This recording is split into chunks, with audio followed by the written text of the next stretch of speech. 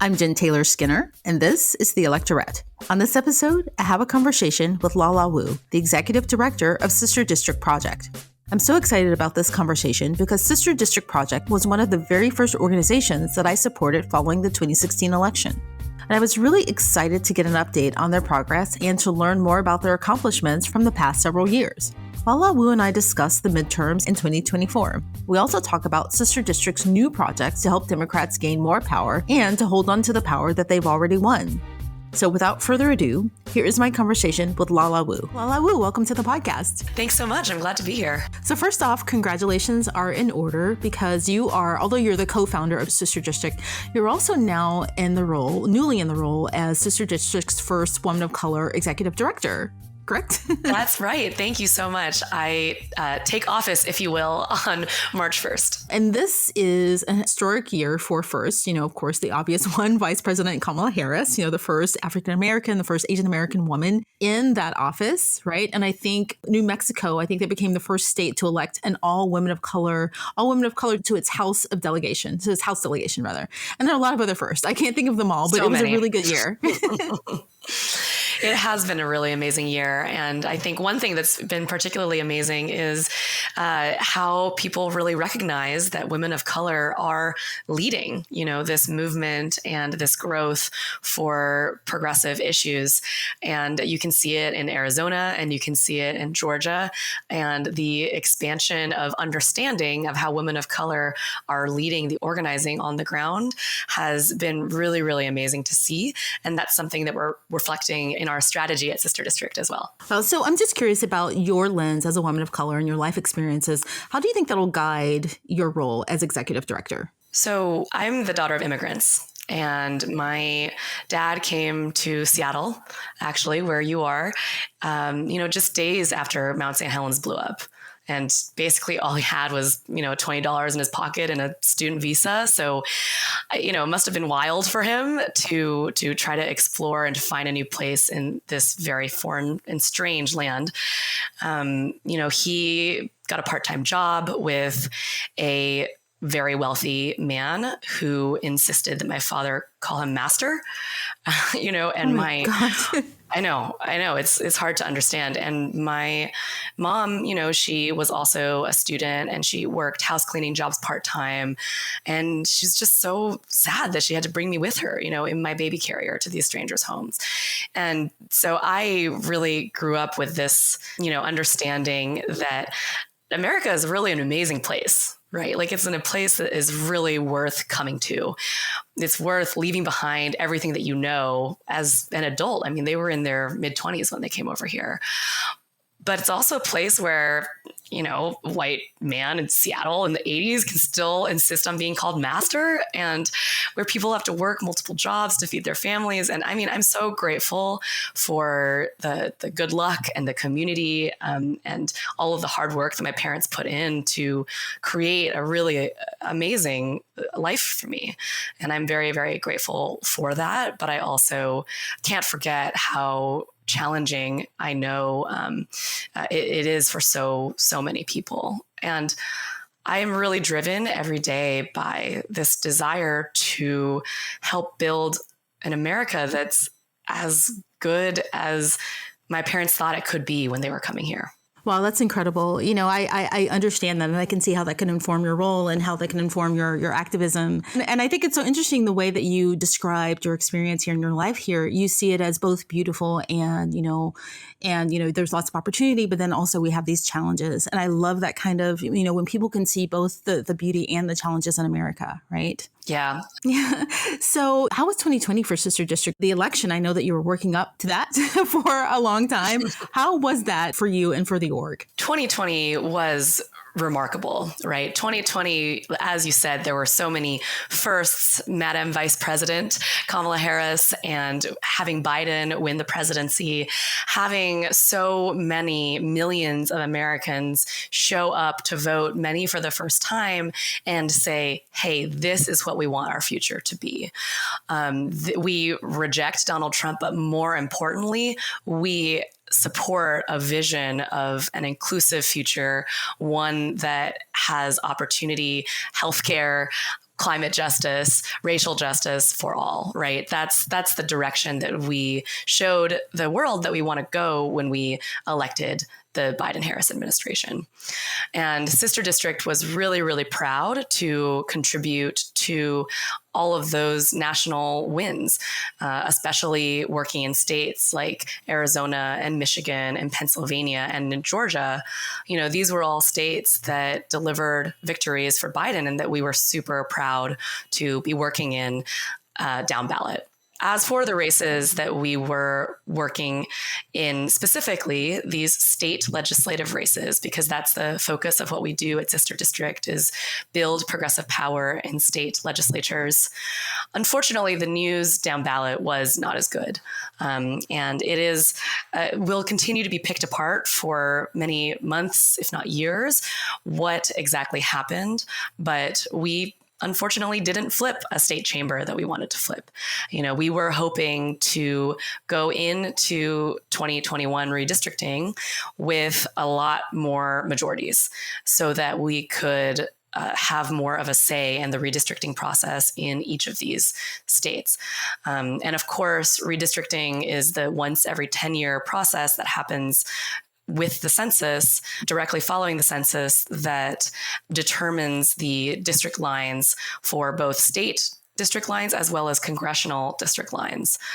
And Republicans back in 2011, they did a very, very good job of gerrymandering their districts in their favor, basically creating a situation where the Republicans were able to choose their own voters instead of the other way around. So unfortunately, we did not hit the goalpost as we wanted to, but there were some really important victories, and we did build a lot of power that we are going to be able to leverage into future wins. So, I want to talk just a couple of the individual success stories that were really exciting. We had Ricky Hurtado become the first Latino representative elected to the North Carolina State House, and he's the only Latino in there right now. And there are over 1 million Latinos in North Carolina, so that's really remarkable. And Ann Johnson became the first LGBTQ representative in Texas. So that's also really incredibly exciting.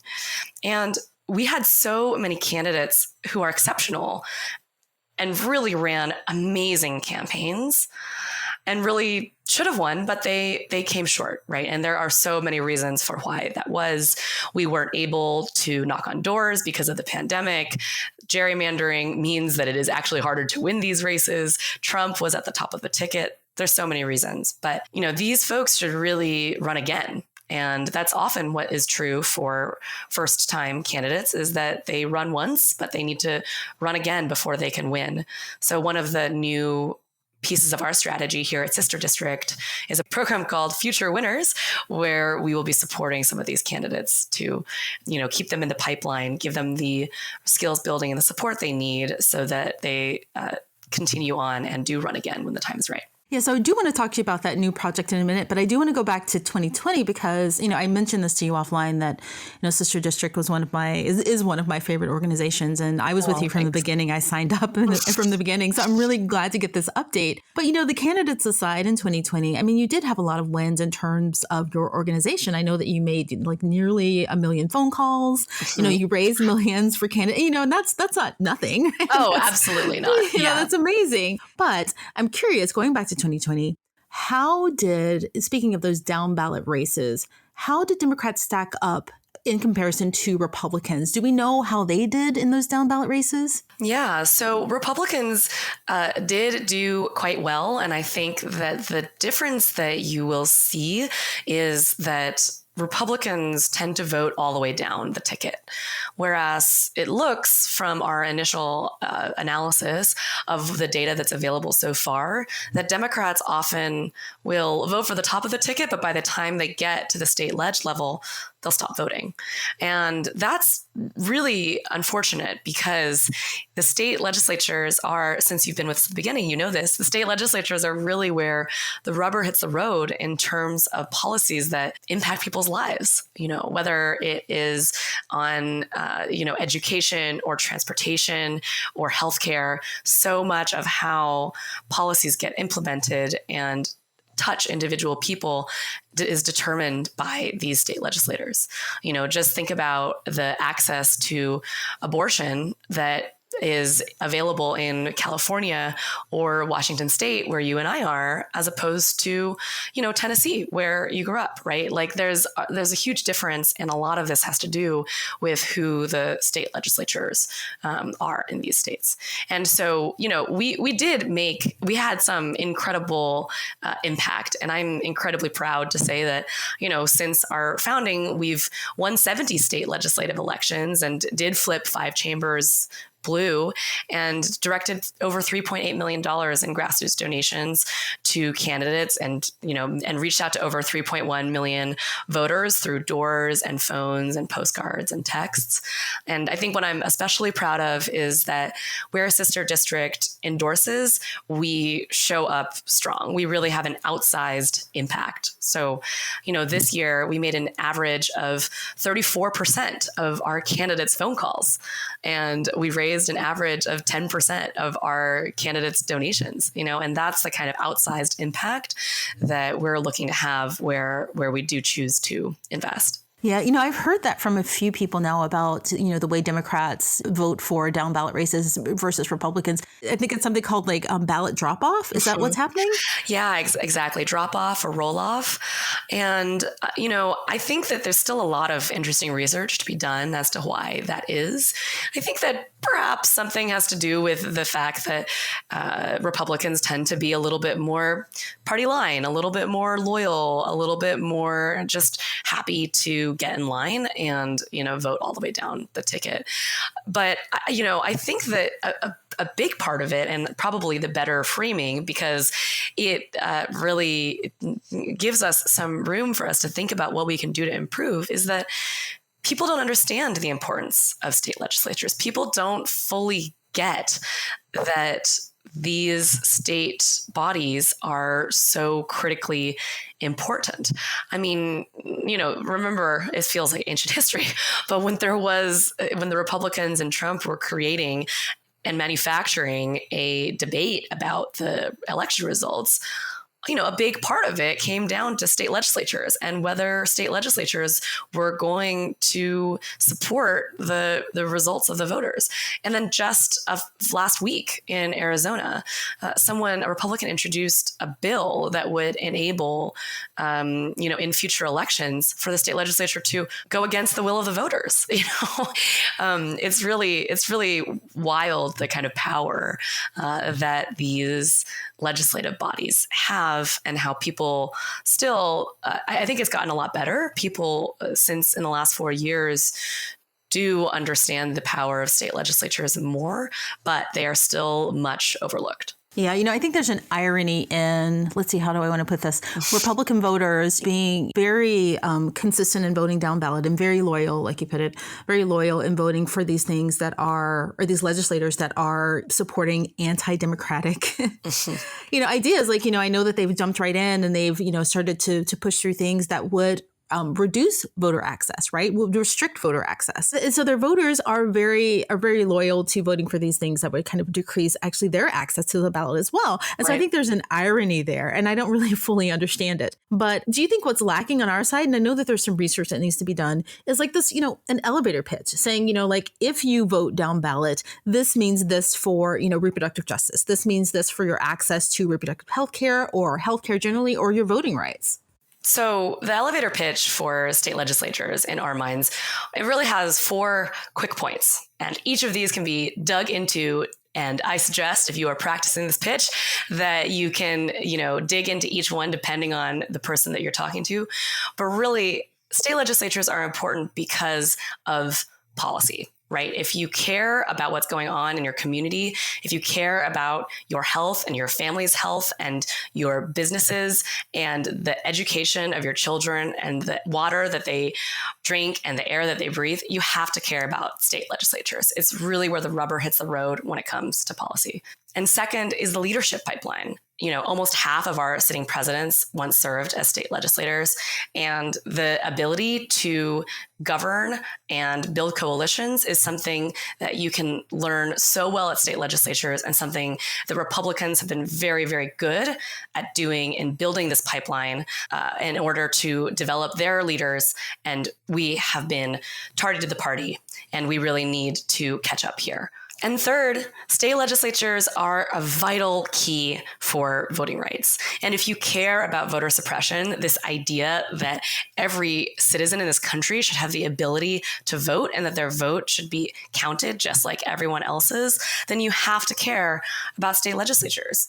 And a big part of this, of course, is gerrymandering. And in most states, it's state legislatures that control redistricting.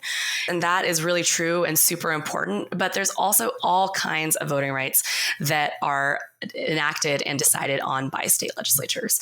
And we can see right now in Georgia what is going on there, which is the Republicans, who are very upset by the fact that they lost the state, they want to change the rules because they know they can't win. So they are trying to get rid of no excuse absentee voting. They are trying to get rid of drop boxes. They are trying to get rid of all of these types of mechanisms that enable people to vote, that enabled the victories that happened in November. And, our margins in Georgia, they were on our side, but they were small. And these kinds of laws, this kind of erosion of voting rights that's being introduced not only in Georgia, but all over, in Pennsylvania and Michigan, you name it.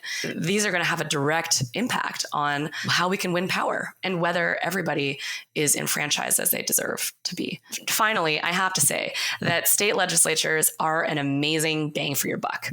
It is an incredibly high, we believe the highest return on your investment, if you will, for your volunteer hours or your dollars. Whereas a presidential or congressional or Senate race, something like that, those cost millions and millions of dollars. But these state legislative races, sometimes they'll only cost $40,000, $100,000. As I mentioned earlier, Sister District made an average of 34% of our candidates' phone calls, which in this year during the pandemic, that was the majority of the field program, right? We weren't able to go knock on doors. And then we raised almost an average of 10% of our candidates' total donations. And so that if you donate to a state legislative race, you're going to have an outsized impact because your $20 actually could make the difference. The margins in these races are so, so tiny. Of course, I think about Shelley Simons, who in 2017 literally lost her race by a single vote, and that stood out because it was so, so dramatic. And there is good news that she came back and we supported her again in 2019 and she won, and helping to deliver a Virginia trifecta for Democrats. It's not uncommon to see margins that are, double digits, 10 votes, 14 votes, 300 votes, right? This is the kind of thing that happens in state legislatures. So it's the policy pipeline, the leadership pipeline. They're a vital key to voting rights, and it's a really high return on your dollar, your hour. Right. That's a really hard thing to put into an elevator pitch. Yeah, no, it's true. It's true. But, I think that the elevator pitch is really that if you care about any aspect of policy, where you're really going to find where the rubber hits the road is at the state legislative level. And I think that maybe that is what's difficult about it as well, is that it's helpful to tailor it for, what issues people really care about. Because that's something that's true on the left as well, is that people on the left really are often driven by specific issues. That they really do care, for example, about reproductive health. And I think, if we want to dig into that one for a second, we can say that the Republicans have introduced all kinds of heartbeat bills, right? Where this idea that as soon as you can see the sort of the indication that there's some kind of something that will become a heartbeat, then abortion is no longer legal. Right. Republicans have introduced bills to require funerals for abortions, right? And trying to change that kind of culture around it from a medical procedure to something else. And there's a lot of bills that are being introduced right now. There's one in South Carolina, for example, where Republicans are fast tracking it to effectively ban basically all abortions at, basically at about six weeks. And that's just, I can't even tell you how horrifying that is to me. And I'm sure it is for you as well. Yeah. Most people don't know that. We know the statistic, right? But most people don't know that they're pregnant then. Exactly. At 6 weeks, right? That's absurd, exactly. Right? And it's so funny. And I have so much to say about that, because just 5 years ago, even, maybe 10 years ago, but sooner than that, that would have been appalling to most people, like Republicans and Democrats. Yeah, exactly. And I should also say that another reason that state legislatures are so critically important is because they build the pipeline of our leaders for the future. And almost half of our past presidents got their start in state legislatures and served in state legislatures. And what this means is that they not only know how to win elections, but they know how to build governing coalitions and majorities and get legislation passed. And so Republicans are very good at building a deep bench wherever they are, and Democrats are tardy to the party, and need to be able to keep up there as well and grow our farm team the same way that the Republicans do, and to catch up there. There's a lot of catching up to do. So, yeah, I like that, tardy to the party. I'll have to use that somehow. Yeah. I don't know. But I'll say two final things about that. Speaking of elevator pitches, LaTosha Brown, one of the co-founders of Black Voters Matter, she had a really great kind of quick phrase that she tells people when they say, I don't care about, this race, or I don't care about politics or down ballot races. She tells them that, well, you do care about your life, right? Mm-hmm. And you're actually voting for your life, right? So explaining it in that way was just so crystal clear for me. So powerful. Right? Yeah. It was really powerful. And then your example with California and their emissions standards was a really good example, because, here in Washington State, we were the first state to pass the $15 minimum wage, mm-hmm. right? And so look at what's happening now. Exactly. Exactly. You see people looking to pass a $15 minimum wage in states across the country. And not only that, there's a movement to do it at the federal level as well, which, President Biden has expressed his support for, this is the kind of power that state legislatures can have. Yeah. I'm still thinking of what you can put on a t-shirt. And if I figure that out, I will send it to you. I would love that. So far, we also put state legislatures are sexy on a t-shirt, but yeah. Okay. We'll continue to work on that one though. So you have a new program called State Bridges. Can you tell me what that is? Yes. So State Bridges is a really exciting new program we are thrilled to launch this year. And the idea behind it is to direct some of our grassroots fundraising resources directly to organizations on the ground in the states where we are working to build power. So this includes, for example, New Virginia Majority, which is an organization that's been around in Virginia, unsurprisingly, since 2007. And their whole theory of change is to engage people of color as voters, as people who are civically engaged in their process, in power building and legislation and policymaking in their state. And that kind of deep year-round engagement and community building is what was able to set the stage for a Democratic trifecta flip in 2019. That kind of the same kind of power that delivered the Senate through Georgia, was because of LaTosha Brown and Stacey Abrams and Nsé Ufot and over a decade of work on the ground, deep organizing in these communities. And so, what we recognize here at Sister District is that the work we do is critically important. These state legislative races continue to be, as important as they are, still overlooked and under-resourced.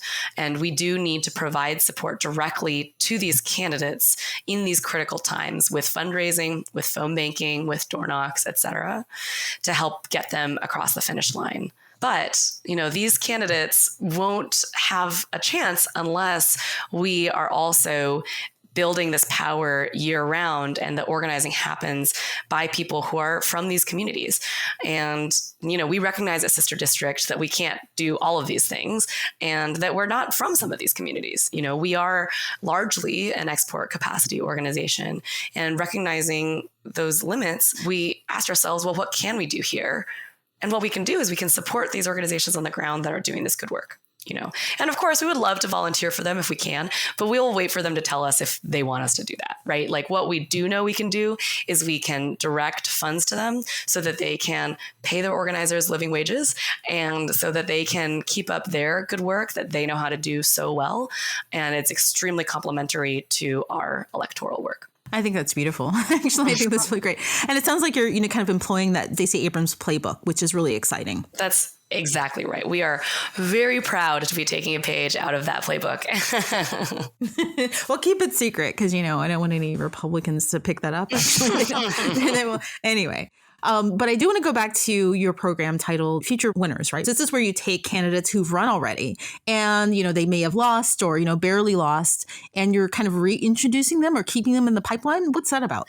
Yeah, that's exactly right. So with Future Winners, we are identifying exceptional candidates who lost, but who should run again.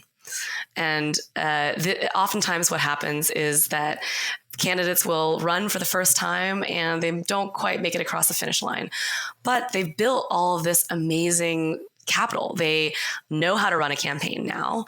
They understand what it takes, and they've got some more name recognition.